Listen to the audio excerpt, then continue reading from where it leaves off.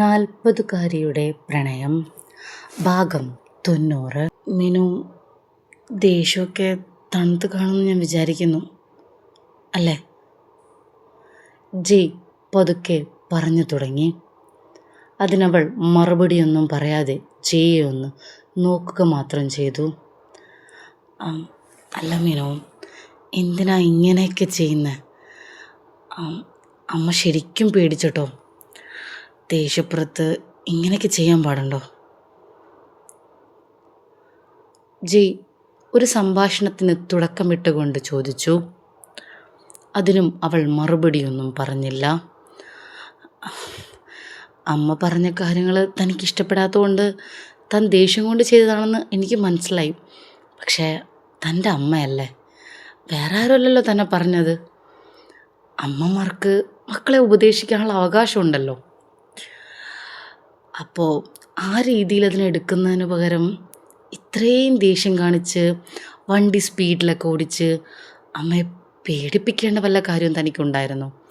ഇതൊരുമാതിരി കൊച്ചുകുട്ടികളുടെ പ്രവൃത്തിയായതുപോലെയാണ് എനിക്ക് തോന്നിയത്. അതിനും അവൾ മറുപടിയൊന്നും പറയാതെ ജിയെ നോക്കുക മാത്രം ചെയ്തു. അമ്മയ്ക്കിപ്പോഴും ആ പേടിയൊന്നും മാറിയിട്ടില്ല. വല്ലതും സംഭവിച്ചിരുന്നെങ്കിലോ? ഞാനും അതാ ഓർത്തത്. എന്നടുത്ത് ഇടയ്ക്ക് പറഞ്ഞ കാര്യം ഓർമ്മയില്ലേ തനിക്ക്? വണ്ടി ഓടിക്കുമ്പോൾ സൂക്ഷിക്കണം, പിന്നീട് എന്തെങ്കിലും സംഭവിച്ചിട്ട് പറഞ്ഞിട്ട് കാര്യമില്ല എന്നൊക്കെ എന്നെ ഉപദേശിച്ച ഒരാളല്ലേ താൻ. അങ്ങനെയുള്ള താൻ തന്നെ ഇങ്ങനെയൊക്കെ ചെയ്യുന്നത് ശരിയാണോ? ജയുടെ വാക്കുകൾക്ക് മീനുവിന് മറുപടിയൊന്നും ഉണ്ടായില്ല. അവൻ്റെ ഓരോ ചോദ്യങ്ങൾക്കും അവൾ അവനെ നോക്കുക മാത്രം ചെയ്യുന്നുണ്ടായിരുന്നു. തനിക്കൊന്നും പറയാനില്ലേ? ജയ് മീനുവിനോടായി അവളുടെ മൗനമൊന്ന് ഒഴിവാക്കാൻ വേണ്ടി ചോദിച്ചു. പെട്ടെന്ന് എനിക്കെൻ്റെ ദേഷ്യം നിയന്ത്രിക്കാൻ പറ്റിയില്ല. അപ്പോൾ അറിയാതെ പറ്റിപ്പോയതാ. താൻ ചെയ്തത് തെറ്റാണെന്ന രീതിയിലുള്ള കുറ്റസമ്മതം അവൾ നടത്തി. ആ സമയത്ത് എൻ്റെ നിയന്ത്രണം വിട്ടുപോയതാ, അവനെ പറ്റിപ്പോയതാ, അത്രമാത്രം അവൾ പറഞ്ഞു. അല്ല, എനിക്കത് മനസ്സിലായി. എന്നാലും ഞാൻ പറഞ്ഞത് ദേഷ്യപ്പുറത്ത് ഇങ്ങനെയൊക്കെ കാര്യങ്ങൾ ചെയ്യാൻ പാടില്ല എന്നാണ്. ഒരാളുടെ ജീവൻ വെച്ച് കളിക്കുക എന്നൊക്കെ പറയുന്ന ഒരു കാര്യമാണ് ഇപ്പം താൻ ചെയ്തത്. നിങ്ങളുടെ രണ്ടുപേരുടെയും ജീവൻ, ഒരാളുടെ അല്ലല്ലോ. നടു റോട്ടിൽ നമുക്ക് ദേഷ്യമൊന്നും ധരിച്ച് ഒരിക്കലും വണ്ടിയൊന്നും ഈ രീതിയിൽ ഓടിക്കരുത്. ജയ് വീണ്ടും അവളെ ഉപദേശിച്ചു. അതിനും അവൾ മറുപടിയൊന്നും പറഞ്ഞില്ല.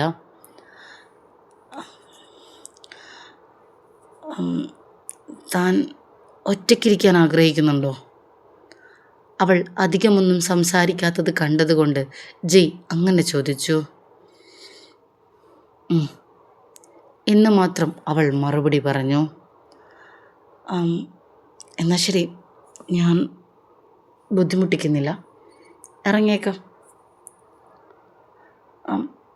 ഇതും പറഞ്ഞ് അവൻ ആ മുറി വിട്ട് ഇറങ്ങാനൊരുങ്ങി. അല്ല, ഒരു മിനിറ്റ്. അപ്പോഴേക്കും അവൾ പുറകിൽ നിന്ന് വിളിച്ചു. അവനൊന്ന് തിരിഞ്ഞു നോക്കി. അല്ല, കുഴപ്പമില്ലെന്ന് വെച്ചാൽ തനിക്ക് ഒറ്റയ്ക്കിരിക്കാനല്ലേ ആഗ്രഹം?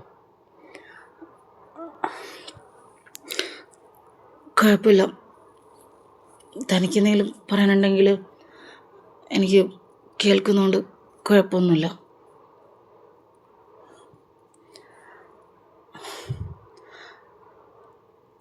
സംസാരിക്കാൻ പറ്റുന്നൊരവസ്ഥയിലല്ല അവളെന്ന് അവന് മനസ്സിലായി. പക്ഷേ തന്നെ കേൾക്കാൻ അവൾ തയ്യാറാവുന്നുമുണ്ട്. എന്തായിരിക്കും കാരണമെന്ന് അവന് മനസ്സിലായില്ല. എങ്കിലും അവൾ തന്നോട് പോവണ്ട എന്ന് പറഞ്ഞ സ്ഥിതിക്ക് കുറച്ചു നേരം സംസാരിക്കാം എന്നവന് തോന്നി.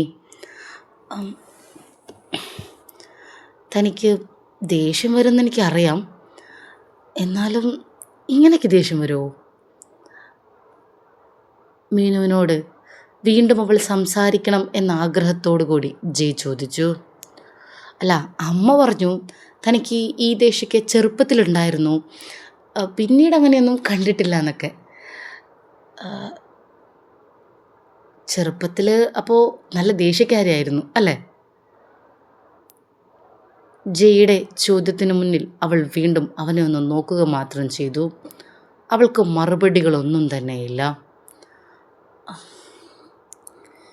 എന്ത് പറഞ്ഞിട്ടും ഇവളൊന്നും മിണ്ടുന്നില്ലല്ലോ.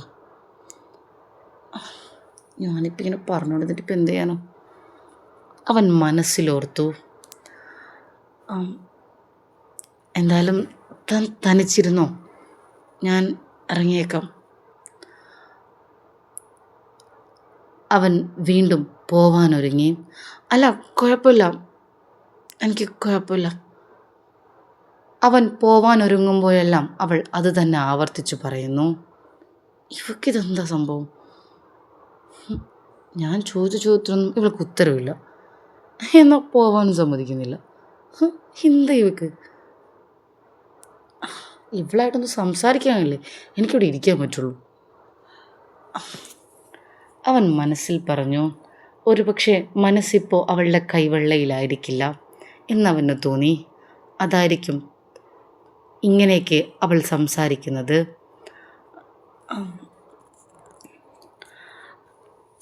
അല്ല, തനിക്കെന്നോട് സംസാരിക്കാൻ താല്പര്യമില്ലെന്ന് എനിക്ക് തോന്നി, അതാ ഞാൻ പോവാനൊരുങ്ങിയത്. അങ്ങനെയൊന്നുമില്ല, തന്നോട് സംസാരിക്കുന്നതിന് എനിക്ക് താല്പര്യക്കുറവൊന്നുമില്ല. പെട്ടെന്ന് എനിക്കെന്തോ ഒന്നും പറയാൻ പറ്റാത്തൊരവസ്ഥയിലേ പോയി, അത്രയേ ഉള്ളൂ. അല്ലാതെ തന്നോട് സംസാരിക്കുന്നതിനുള്ള താല്പര്യക്കുറവൊന്നും എനിക്കില്ല, മീനു ജയോടായി പറഞ്ഞു. അമ്മ തന്നെ തൻ്റെ ആദ്യ വിവാഹ ജീവിതത്തെക്കുറിച്ച് പറഞ്ഞാണല്ലേ കുറ്റപ്പെടുത്തിയത്? ജയ് മീനുവിനോട് ചോദിച്ചു. അതിനവൾ മറുപടിയൊന്നും പറഞ്ഞില്ല.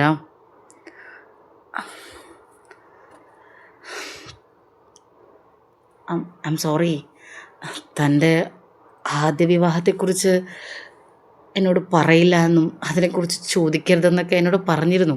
എനിക്കിത് നല്ല ഓർമ്മയുണ്ട് കേട്ടോ.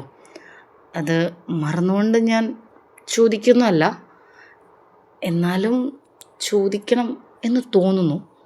അല്ല, താൻ ഇങ്ങനെ ഇത്രയും ദേഷ്യപ്പെട്ടത് കണ്ടതുകൊണ്ടേ മനസ്സിലെവിടെയോ അടക്കി പിടിച്ച പല സങ്കടങ്ങളോ മറ്റോ ആണോ ഇങ്ങനെ ദേഷ്യമായിട്ട് പുറത്തേക്ക് വരുന്നത് എന്നൊരു ചെറിയ സംശയം. അല്ല, അങ്ങനെ വല്ലതും ഉണ്ടെങ്കിൽ ആരോടെങ്കിലൊക്കെ തുറന്നു പറഞ്ഞാൽ ഒരാശ്വാസം കിട്ടും. തനിക്ക് അങ്ങനെ വല്ലതും ഉണ്ടോ? അതായത് എന്തെങ്കിലും എന്നോട് തുറന്നു പറയാൻ? അല്ല, താനന്ന് പറഞ്ഞ് ഞാൻ ഓർക്കുന്നുണ്ട്, വേറെ പ്രശ്നങ്ങളൊന്നും ഉണ്ടായിരുന്നില്ല, അഭിപ്രായ വ്യത്യാസം മാത്രമായിരുന്നു പിരിയാനുള്ള കാരണമെന്ന്. സത്യത്തിൽ അതുതന്നെ ആയിരുന്നോ പിരിയാനുള്ള കാരണം? ജയുടെ ആ ചോദ്യം കേട്ട് മീനു ഒന്ന് നെട്ടി. വേറൊന്നുമില്ല, ഞങ്ങൾ തമ്മിൽ വേറെ പ്രശ്നമൊന്നും ഉണ്ടായിരുന്നില്ല.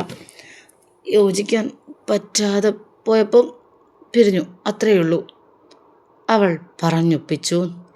ഇതുവരെ അവൾക്ക് കൈവിട്ടു പോയ മനസ്സ് അവൾക്ക് തിരികെ കിട്ടിയെന്ന് ജയ്ക്ക് മനസ്സിലായി അവളുടെ ആ മറുപടിയിൽ നിന്ന്. അമ്മ നിൻ്റെ കാര്യത്തിലാണ് പറഞ്ഞത്, അല്ലാതെ അയാളുടെ കാര്യമൊന്നും അമ്മ പറഞ്ഞില്ല. ഞാൻ നിനക്ക് നല്ല ഭാര്യയല്ല എന്ന രീതിയിലൊക്കെയാണ് അമ്മ പറഞ്ഞത്, അല്ലാതെ എൻ്റെ ആദ്യ വിവാഹമായിട്ടൊന്നും കമ്പയർ ചെയ്യേണ്ട ആവശ്യമൊന്നുമില്ല, അവൾ പറഞ്ഞൊപ്പിച്ചു. അത് വിട്, കഴിഞ്ഞില്ലേ, ഇനിയിപ്പോൾ വെറുതെ എന്തിനാ അതൊക്കെ പറയുന്നത്? പോട്ടെ, ഞാൻ അമ്മയോട് ഒരു സോറി പറഞ്ഞേക്കാം എന്നവൾ തന്നെ കൂട്ടിച്ചേർത്തു. തനിക്കെന്താ തൻ്റെ ആദ്യ വിവാഹത്തെക്കുറിച്ച് പറയുമ്പോൾ ഇത്രയും വലിയൊരു ടെൻഷൻ? ജയ് മീനുവിൻ്റെ മനസ്സ് വായിച്ചതുപോലെ ചോദിച്ചു. ടെൻഷനോ? എന്ത് ടെൻഷൻ? അല്ല, തനിക്ക് പറയാൻ ഇഷ്ടപ്പെടാത്ത ഒരു കാര്യമാണ് തൻ്റെ ആദ്യ വിവാഹം. അതിനെക്കുറിച്ച് തനിക്കൊന്നും പറയാൻ താല്പര്യവുമില്ല. തൻ്റെ ആദ്യ ഭർത്താവിനെക്കുറിച്ച് തൻ്റെ വീട്ടുകാർക്കൊക്കെ ഭയങ്കര നല്ല അഭിപ്രായമാണ്. തന്നെ ഭയങ്കരമായിട്ട് സ്നേഹിച്ചിരുന്നു, തന്നെ പൊന്നുപോലെയാണ് നോക്കിയിരുന്നത്, അങ്ങനെയൊക്കെ അമ്മ വാതോരാതെ പറഞ്ഞു എൻ്റെ അടുത്ത്. സത്യത്തിൽ അത് തന്നെയാണോ സത്യം? ജയുടെ ആ ചോദ്യം കേട്ട് മീനു ഒന്ന് പരങ്ങി. "ആ ആ ആ, പിന്നെന്താ സത്യം, അങ്ങനെ തന്നെയാണ്. അത് എനിക്ക് തീരെ അഡ്ജസ്റ്റ് ചെയ്യാൻ പറ്റിയില്ല ആളുമായിട്ട്. ആ, അത്രേ ഉണ്ടായിരുന്നുള്ളൂ, വേറെ പ്രശ്നമൊന്നുമില്ല. ആൾ ഓക്കെ ആയിരുന്നു" എന്നവൾ ജയുടെ മുഖം നോക്കാതെ മറുപടി നൽകി. അതെന്താ മുഖം നോക്കിയിട്ട് പറയാതെ? ഈ നമ്മൾ കള്ളം പറയുമ്പോൾ ഒരാളുടെ മുഖം നോക്കി പറയാൻ കുറച്ച് ബുദ്ധിമുട്ടായിരിക്കും. തനിക്ക് അങ്ങനെ വല്ല പ്രശ്നമുണ്ടോ? ഇത്രയും നേരം താൻ എൻ്റെ മുഖം നോക്കിയായിരുന്നല്ലോ സംസാരിച്ചത്. ഇതാ പിന്നെ ഇതും കൂടി മുഖം നോക്കി പറഞ്ഞാൽ പോരെ? ജയുടെ ആ ചോദ്യം കേട്ട് മീനു വീണ്ടും ഒന്ന് പരങ്ങി. അം, എന്ത് കള്ളം ഞാൻ പറയാൻ? ഇതൊക്കെ സത്യങ്ങളാണ്, ഇതിൽ കള്ളൊന്നുമില്ല. അല്ല, വന്നല്ലേ, ഞാൻ ഓർത്തില്ല. ഞാൻ എന്തെങ്കിലും കുടിക്കാൻ എടുക്കട്ടെ? അതൊക്കെ വിട്. ഏയ്, എനിക്ക് കുടിക്കാനൊന്നും വേണ്ട. പിന്നെ കഴിക്കാൻ എടുക്കണോ? എനിക്ക് കഴിക്കാനും വേണ്ട. എനിക്ക് തന്നോടും സംസാരിക്കണമെന്നുണ്ട്. ബുദ്ധിമുട്ടാവില്ലെങ്കിൽ നമുക്കൊന്ന് സംസാരിച്ചാലോ? ജയ് ആ സംഭാഷണം ഒന്ന് നീട്ടിക്കൊണ്ടു പോവാൻ ഒരു ശ്രമം നടത്തി. അതിനെന്താ, സംസാരിക്കാലോ, പറയ്. എന്താ സംസാരിക്കാനുള്ള? അവളുടെ കണ്ണുകളിൽ ഒരല്പം തിളക്കം വന്നതുപോലെ അവന് തോന്നി. അല്ല മീനു, ഞാൻ തന്നെ വേദനിപ്പിക്കാൻ വേണ്ടി ചോദിക്കുകയല്ല കേട്ടോ ഇത്. പക്ഷേ എന്തോ മനസ്സിൽ കിടന്നിട്ട് ഇങ്ങനെ ചോദിക്കണമെന്ന് വല്ലാത്തൊരാഗ്രഹം, അതുകൊണ്ട് ചോദിക്കുകയാണ്. സത്യം പറഞ്ഞാൽ കുറച്ച് മുമ്പ് അമ്മ എന്നോടൊരു കാര്യം പറഞ്ഞു. ആ കാര്യം കേട്ടപ്പോൾ എൻ്റെ നാവിൻ തുമ്പിൽ ഒരു ചോദ്യം വന്നു. ആ ചോദ്യം എനിക്കൊരിക്കലും അമ്മയോട് ചോദിക്കാൻ പറ്റില്ല. പക്ഷേ ആ ചോദ്യം തന്നോട് എനിക്ക് ചോദിക്കണമെന്നുണ്ട്. അതിൻ്റെ ഒരു ഉത്തരം താൻ പറയുകയാണെങ്കിൽ നല്ലതായിരുന്നു. എന്ത് ചോദ്യം? അല്ല, അമ്മ എന്നോട് പറഞ്ഞു വിവാഹത്തിന് മുമ്പ് താൻ ഭയങ്കര ദേഷ്യക്കാരിയൊക്കെ ആയിരുന്നു. വിവാഹം കഴിഞ്ഞതോടെയാണ് തൻ്റെ ദേഷ്യമൊക്കെ കുറഞ്ഞത്, തൻ്റെ സംസാരമൊക്കെ ഭയങ്കരമായിട്ട് കുറഞ്ഞു, താൻ ഭയങ്കര പക്വതയുള്ള പെണ്ണായി എന്നൊക്കെ പറഞ്ഞു അമ്മ. ആ, അതെ, അതിലിപ്പോൾ എന്താ ചോദ്യമുള്ളത്? മീനു അല്പം സംശയത്തോടു കൂടി ജിയുടെ കണ്ണുകളിലേക്ക് നോക്കി ചോദിച്ചു. അല്ല, വിവാഹം കഴിഞ്ഞ തനിക്ക് ദേഷ്യപ്പെടാനുള്ള സ്വാതന്ത്ര്യമാണോ ഇല്ലാതായത്? ഒരിക്കലും അവൾ പ്രതീക്ഷിക്കാത്ത ആ ചോദ്യം. എന്ത്, മനസ്സിലായില്ല? അല്ല, വിവാഹം കഴിഞ്ഞതോടെ തൻ്റെ ദേഷ്യം കുറഞ്ഞുവെന്നാണ് അമ്മ പറഞ്ഞത്. അല്ല, എൻ്റെ ചോദ്യം ഇതാണ്, വിവാഹം കഴിഞ്ഞതോടെ തനിക്ക് ദേഷ്യപ്പെടാൻ പോലുമുള്ള അവകാശം തനിക്ക് കിട്ടിയില്ലേ? പിന്നെ തൻ്റെ സംസാരം കുറഞ്ഞു എന്ന് പറഞ്ഞു. അതെന്താ? ആ താലി തൻ്റെ വായ മൂടിക്കെട്ടിയിരുന്നോ? അതോ താനിനി സംസാരിക്കരുതെന്ന് അയാൾ തീരുമാനിച്ചോ? ജയുടെ ചോദ്യങ്ങൾക്ക് മുന്നിൽ മീനു ശരിക്കും പതറി. ഇവൻ എങ്ങനെയാണ് തൻ്റെ ജീവിതത്തിൽ സംഭവിച്ചതൊക്കെ ഇത്ര കൃത്യമായി പറയുന്നത്? അതിനവൾക്ക് മറുപടിയൊന്നും ഉണ്ടായിരുന്നില്ല. പിന്നെ എനിക്ക് രസകരമായിട്ട് തോന്നിയത് അതിന് അമ്മ പറഞ്ഞ വാക്കാണ്, പക്വത. ഒരു പെണ്ണിനെ എല്ലാ തരത്തിലും അടിച്ചമർത്തിയിട്ട് അവളെ നിസ്സഹായാക്കിയിട്ട് ഒരു സംസാരിക്കാനോ ഒന്ന് ദേഷ്യപ്പെടാനോ തൻ്റെ വികാരങ്ങൾ പ്രകടിപ്പിക്കാൻ പോലും പറ്റാത്തൊരവസ്ഥയിൽ അവൾ നിൽക്കുമ്പോൾ അതിന് വീട്ടുകാരിട്ട പേരായിരിക്കും പക്വത. അല്ലേ മീനു? എന്താ മീനു, നിനക്ക് മറുപടിയില്ലേ? സത്യത്തിൽ അയാൾ നിന്റെ കഴുത്തിൽ കെട്ടിയത് താലി തന്നെയായിരുന്നോ അതോ വേറെ വല്ലതുമായിരുന്നോ? ജയ് മീനുവിൻ്റെ മുഖം നോക്കി തന്നെ ചോദിച്ചു. അതിനും അവൾക്ക് മറുപടിയൊന്നും ഉണ്ടായില്ല. അവൾ തല താഴ്ത്തുക മാത്രം ചെയ്തു. മൗനമായിരുന്നു. തൻ്റെ ജീവിതത്തിൽ സംഭവിച്ചതൊന്നും മറ്റാർക്കും അറിയില്ലെന്ന് അവൾക്കുറപ്പാണ്. പിന്നെ എങ്ങനെയാണ് ഇവൻ ഇത്ര കൃത്യമായി തൻ്റെ ജീവിതത്തിൽ സംഭവിച്ച കാര്യങ്ങളെക്കുറിച്ച് തന്നോട് തന്നെ ചോദിക്കുന്നത്? എന്തു മറുപടി പറയണം എന്നായിരുന്നു അവളുടെ മനസ്സിൽ ആ സമയത്തുള്ള ചിന്ത.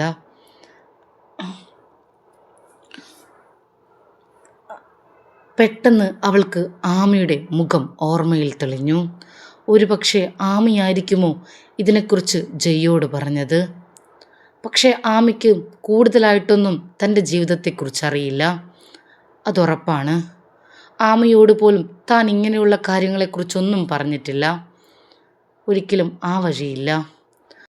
അപ്പോൾ പിന്നെ എവിടുന്നാണ് തൻ്റെ ജീവിതത്തെക്കുറിച്ച് ഇത്രയും കൃത്യമായി ഇവൻ സംസാരിക്കുന്നത്? മിനു, തന്നോടാ ഞാൻ ചോദിക്കുന്നേ, താൻ കേൾക്കുന്നില്ലേ? ജയ് മീനുവിനെ ആ ചിന്തയിൽ നിന്ന് വിളിച്ചുണർത്തി.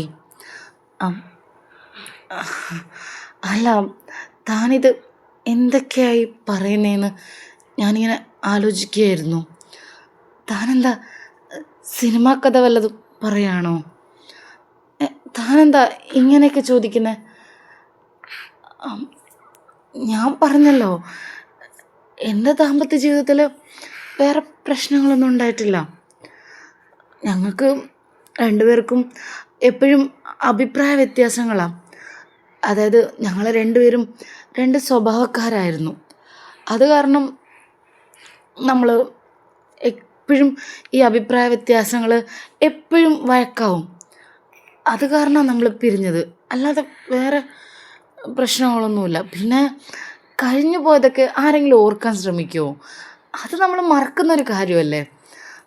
ഞാൻ തന്നെ അത് മറന്നു കളഞ്ഞു. അതുകൊണ്ട് തന്നെ എനിക്ക് തന്നെ താല്പര്യമില്ല അതൊന്നും ഓർക്കാൻ, അല്ലാതെ വേറൊന്നുമില്ല. അവൾ പറയുന്നത് പച്ചക്കള്ളമാണെന്ന് അവളുടെ വാക്കുകളിൽ നിന്ന് തന്നെ ജയ്ക്ക് മനസ്സിലായി. എന്നോട് തനിക്ക് സത്യം പറയാൻ താല്പര്യമില്ല എന്നെനിക്ക് മനസ്സിലായി. അങ്ങനെയൊന്നുമില്ല. എന്തിനാ മീനു കള്ളം പറയുന്നത്? ഈ കള്ളം പറയുമ്പോൾ അത് കേൾക്കുന്നവന് മനസ്സിലാക്കാൻ പറ്റും. അത് കുറച്ചെങ്കിലും ആ പറയുന്ന കാര്യത്തെക്കുറിച്ച് അറിവുള്ളൊരു വ്യക്തിയാണെങ്കിൽ.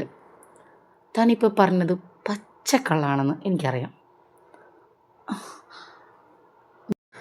മീനു ഒന്നും മിണ്ടിയില്ല, മറുപടികളൊന്നും പറയാനില്ല. താൻ പറഞ്ഞത് പച്ചക്കള്ളമാണെന്ന് അവൻ അത്രയും വിശ്വസിക്കുന്നതിൻ്റെ കാരണം എന്താണ്? തൻ്റെ ജീവിതത്തിൽ സംഭവിച്ചതൊക്കെ ഇവൻ എങ്ങനെ അറിഞ്ഞു? അവളുടെ മനസ്സിൽ വീണ്ടും ആ ചോദ്യം ഉയർന്നു. മിനു, നിൻ്റെ ജീവിതത്തിൽ ഞാൻ ആരുമല്ലെന്ന് എനിക്കറിയാം. നിൻ്റെ ജീവിതത്തെക്കുറിച്ച് ചോദിക്കാനോ നിന്നെക്കുറിച്ച് അറിയാനോ ഉള്ള ഒരു അവകാശവും എനിക്കില്ല എന്നറിയാം. വീട്ടുകാർക്ക് മുമ്പിൽ പേരിന് മാത്രമുള്ളൊരു ഭർത്താവാണ് ഞാനെന്നും എനിക്കറിയാം. ഞാനതുകൊണ്ട് സ്വാതന്ത്ര്യം കാണിക്കാനൊന്നും അല്ല തന്നോട് ചോദിച്ചത്. ഒന്നുമില്ലെങ്കിലും ഒരു 7 മാസത്തോളമായിട്ട് നമ്മൾ ഒരുമിച്ച് ജീവിക്കുകയല്ലേ ഒരു ജീവിതം. ആ ഒരു പരിചയത്തിൽ ചോദിച്ചെന്നേ ഉള്ളൂ. തനിക്ക് പറയാൻ താല്പര്യമില്ലെങ്കിൽ വേണ്ട, ഞാൻ നിർബന്ധിക്കുന്നില്ല. പക്ഷേ ആരോടെങ്കിലൊക്കെ പറഞ്ഞാൽ കുറച്ചൊക്കെ മനസ്സിൻ്റെ ഭാരം കുറയില്ലേ? ഞാൻ അതാണ് ഉദ്ദേശിച്ചത്. ജയ് കൂടുതലൊന്നും പറഞ്ഞില്ലെങ്കിലും അവനത് അറിയാൻ വല്ലാത്തൊരു ആഗ്രഹമുണ്ടായിരുന്നു. അതിന് മീനു മറുപടിയൊന്നും പറഞ്ഞില്ല, മൗനമായി തന്നെ ഇരുന്നു. പിന്നെ താൻ തൻ്റെ വീട്ടുകാരോട് പോലും പറയാത്ത രഹസ്യങ്ങൾ വെറുമൊരു പേരിന് മാത്രമുള്ള ഒരു ബന്ധത്തിൻ്റെ പേരിൽ എന്നോട് പറയുമെന്നും എനിക്ക് വിശ്വാസമൊന്നുമില്ല. ഏയ് അങ്ങനെയൊന്നുമല്ല.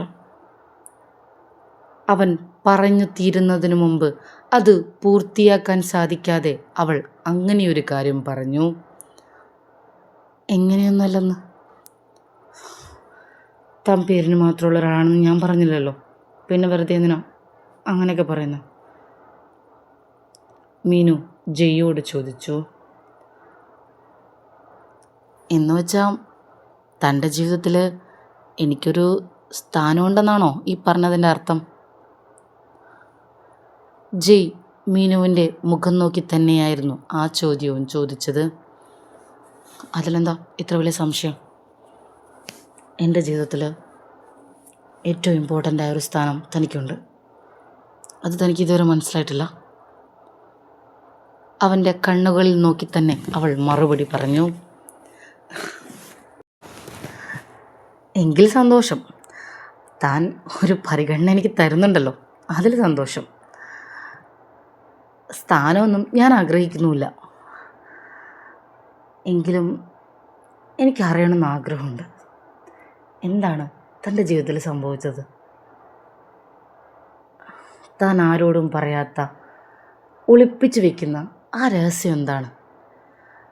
അതെല്ലാം താൻ എന്തിനാണ് ഇങ്ങനെ അയാളെക്കുറിച്ച് ചോദിക്കുന്ന ചോദ്യങ്ങൾക്കൊക്കെ കള്ളം പറയുന്നത്?